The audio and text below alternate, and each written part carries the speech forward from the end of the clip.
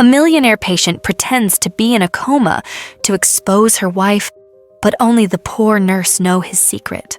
Mr. Adams sat upright on the hospital bed, his expression serious as he looked between the doctor and nurse. "Dr. Matthews, Nurse Claire, are we set?" he asked in a firm tone. Dr. Matthews gave a steady nod. "Yes, Mr. Adam. You'll be recorded as unresponsive, coma state. Only a few trusted staff know the truth." Nurse Claire stepped forward. "We've disabled the main cameras and activated a hidden one behind the mirror. She won't suspect anything." Adam sighed, his jaw tightening. "Good. I need to know who Sarah really is when she thinks I'm completely helpless. If she's been loyal, everything I own becomes hers. But if not..." He paused, eyes darkening. "She won't see it coming." The doctor glanced at his watch. "She could arrive any moment. It's time." Adam slowly lay back, breathing deeply as Nurse Claire adjusted the machines and placed the oxygen tubes gently around his nose. With his eyes closed and his body still, he whispered under his breath, "Let's see what kind of wife I married." And with that, the room fell silent, except for the soft beeping of the monitors and the quiet tension of truth waiting to be revealed. Sarah's phone rang, slicing through the quiet. "Mrs. Adam," the caller said urgently, "your husband has collapsed. He's at City Hospital, critical condition." Her breath caught for a second. "I'm on my way," she replied, voice steady. She grabbed her bag and rushed out, her heels clicking against the marble floor. Her driver barely had time to start the engine before she yanked the door shut behind her. "Straight to City Hospital, now." As the car sped through traffic, Sarah stared out the window, emotionless. If he doesn't wake up, everything becomes mine. She arrived, walked in briskly. "Room 308, the nurse said. Sarah nodded and headed straight in. The moment Sarah set eyes on Adam lying motionless in the hospital bed, she burst into tears. "My husband! Oh God, no!" she wailed, clutching his hand. The doctor gently placed a hand on her shoulder. "He's in a coma. We don't know if he'll wake up." Sarah shook with sobs, her face buried in the sheets, but behind the tears, her mind danced. If he never wakes up, the house, the cars, the company, everything becomes mine. She cried louder, gripping his hand tighter, but deep inside, her heart was smiling. Finally, freedom dressed as grief. After the doctor and nurse comforted her with soft words and promises to do everything they could, they quietly left the room, leaving Sarah alone with Adam. She sat by his bedside, silent, watching the slow rise and fall of his chest. Hours passed, the lights dimmed, the hallway grew quiet. Midnight came. She looked around, no footsteps, no cameras in sight. Slowly she stood and leaned over him.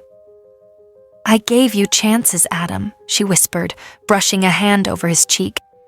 "But you never saw me, only your empire."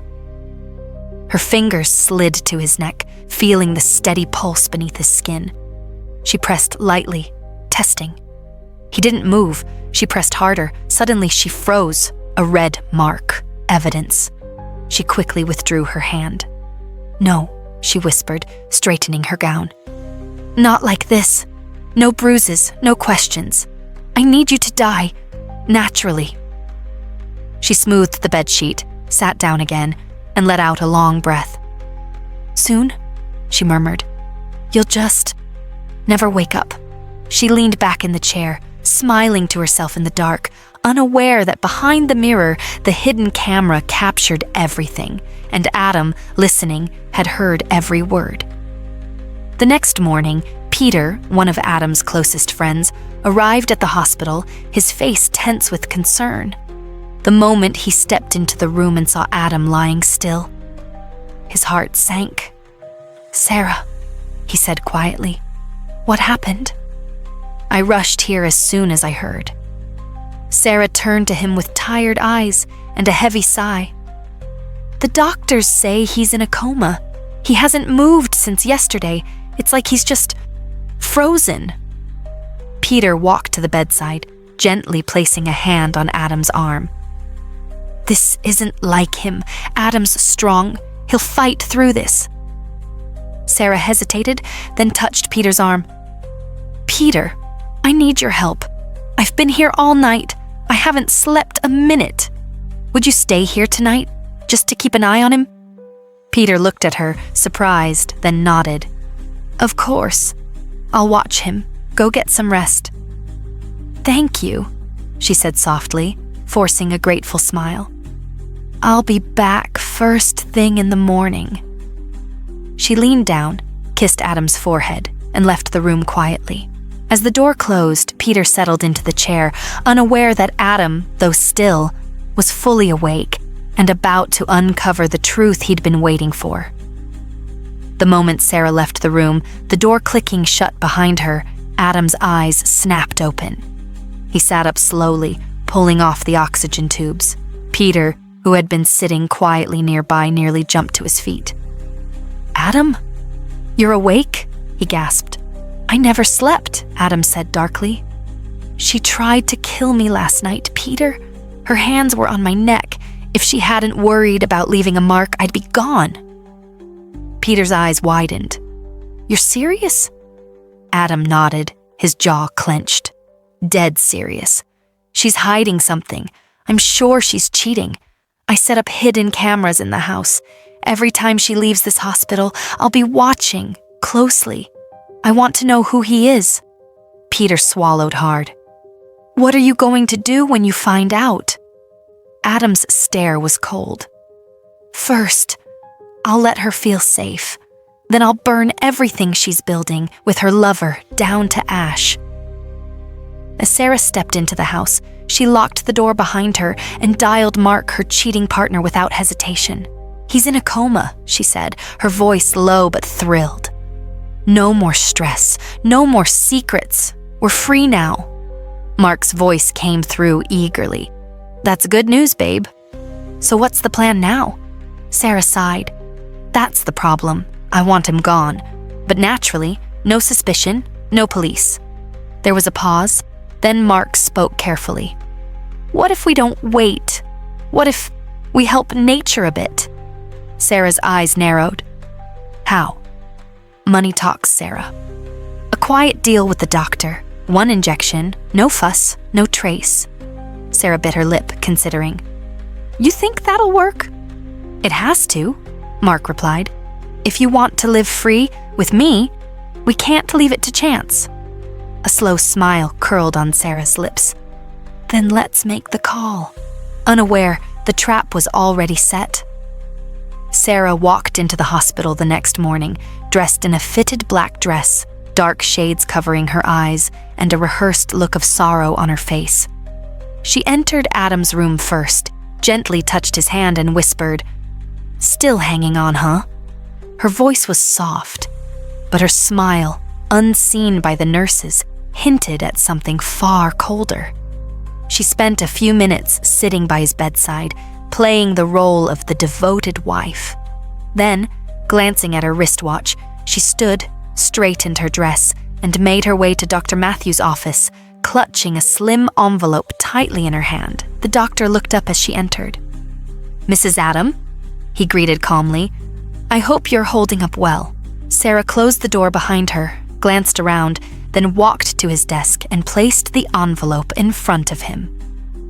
"Let's skip the small talk, doctor." He arched a brow. "Oh." She pushed the envelope toward him. $50,000, all cash, clean and quiet. Dr. Matthews didn't touch the envelope yet. "What exactly are you asking me to do, Mrs. Adam?" Sarah leaned in, voice lowered. "End it. 1 injection, no trace. I know there are ways. Something that'll look like his heart just gave out. Peacefully." Dr. Matthews sat back in his chair, expression unreadable. "You're asking a lot. This is your husband, Sarah." "And he's already as good as dead," she said coldly. We both know he's not waking up. Why drag it out?" Dr. Matthews was silent for a moment, then nodded slowly. "You understand, if anything happens to him, questions will come. Suspicion." "I'm not asking you to leave evidence," Sarah said. "Just do it clean, discreet, and you'll never hear from me again, except when the rest of the payment arrives." He finally picked up the envelope, flipped it open, and saw the stack of crisp notes. "All right," he said with a slow nod. "I'll take care of it." Sarah smiled in satisfaction. "I knew you were the right man." As she turned and walked out, confident the problem was nearly over, Dr. Matthews picked up the envelope, still in shock of how Sarah want her husband unalive. That evening, Dr. Matthews quietly entered the hidden observation room where Adam and Peter were waiting. Adam sat upright, eyes sharp, Peter pacing with restless energy. "She came," the doctor said, closing the door behind him. Adam leaned forward. "And?" Dr. Matthews placed the envelope on the table, opened it, and let the thick bundles of cash spill out. 50,000. She said it's just the first half, the rest comes after. Your peaceful death. Peter let out a low whistle. She's bold. Adam stared at the money, jaw tightening. She didn't even hesitate. Not for a second, Doctor. Matthews replied. She wanted it clean, no trace. She even asked what would make it look like a natural heart failure. Adam nodded slowly, fury simmering beneath his calm. She's digging her own grave. The doctor handed over a small recorder. I got everything. Her voice, the offer, her words. Adam took it, gripping it tightly. Perfect. Let her think she's winning. For now. Peter smirked. What's the next move? Adam's eyes glinted. We tighten the net, and when she least expects it, we strike. The trap was set, and Sarah had no idea she was already walking straight into it. One quiet afternoon, Sarah lounged on the sofa, legs crossed, a glass of wine in her hand. Mark sat beside her, flipping through documents, property files, estate papers, and deeds Adam had kept hidden from most of his family. This one here, Sarah whispered, tapping a folder, is worth over $500,000. No one knows about it except me. And now you. Mark grinned. We sell it discreetly. Fast. Suddenly there was a knock at the door. Knock, knock. They both froze. Sarah's eyes widened. Mark whispered. Who is it?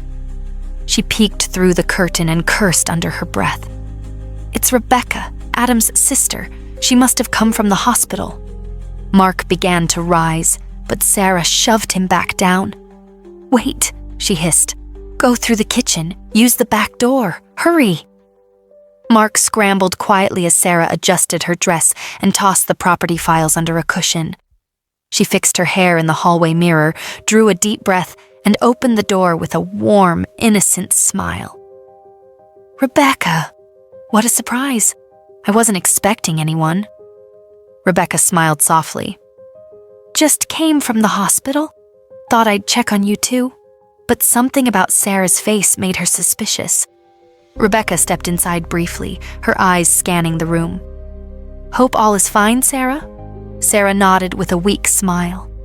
Yes, I'm just still scared about Adam. I pray he recovers soon. But Rebecca only gave a small nod, masking what she truly knew. Adam had already told her everything, Sarah's affair, the betrayal, even the murder plot. After a few minutes of polite conversation, Rebecca stood. I'll be going now. As she left, her expression turned cold. Soon, she'll face everything, she thought. As soon as Rebecca's car pulled away, Mark quietly slipped out from the kitchen, brushing his shirt. Who was that? He asked in a hushed tone. Sarah closed the door and exhaled. Adam's sister, Rebecca. She said she came from the hospital. Mark frowned. By now, Adam should be gone. The doctor would have handled it. Sarah nodded, walking back to the couch. They both sat. "Once we get the confirmation," Mark whispered, "we disappear." Moments later, Mark stood. "I'll head out. Call me if anything changes." Sarah nodded, unaware the end was near. Adam sat alone in his hospital room, staring blankly at the wall as his mind burned with everything he had seen through the hidden cameras, the betrayal, the lies, the plot to end his life. His heart ached, not from pain, but from rage and disbelief. Suddenly, he rose from the bed, yanked off the wires, and dressed quickly in the plain clothes Peter had hidden in a drawer for emergencies. He couldn't take it anymore. He needed to confront Sarah and end everything with his own hands. Slipping past the nurses unnoticed, Adam took a cab straight to his house. As he stood at the doorstep, his hand froze on the knob. His heart thudded. A new thought hit him hard. If I walk in now, she'll deny it all. No one would believe me. There's no crowd, no proof, just my word against hers. He stepped back, eyes narrowed. "No," he whispered. "She tried to kill me quietly, but I'll disgrace her loudly." He turned around, climbed back into the waiting cab, and headed straight to the hospital. He now had a new mission: expose Sarah publicly, where her mask would shatter and the world would finally see the monster behind the smile. Back at the hospital, Adam sat with Dr. Matthews behind closed doors, his face calm but cold. "It's time," Adam said. "Let's end the game."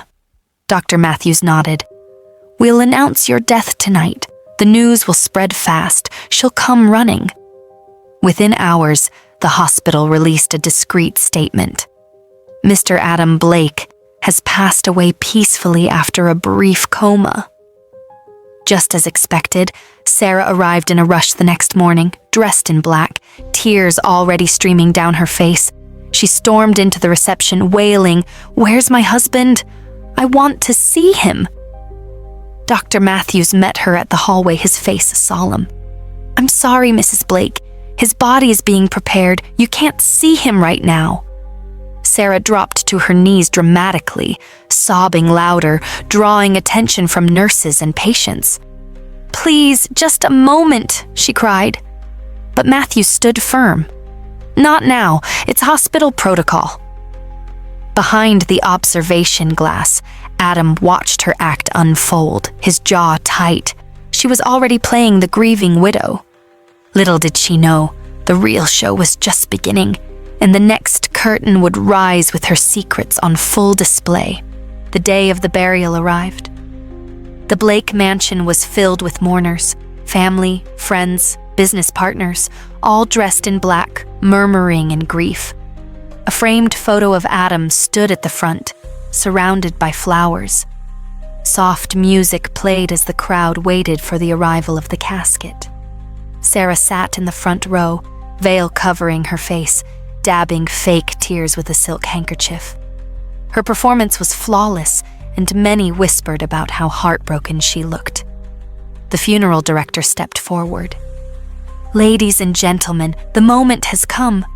All heads turned towards the entrance, but instead of a casket, the door burst open, gasps filled the air.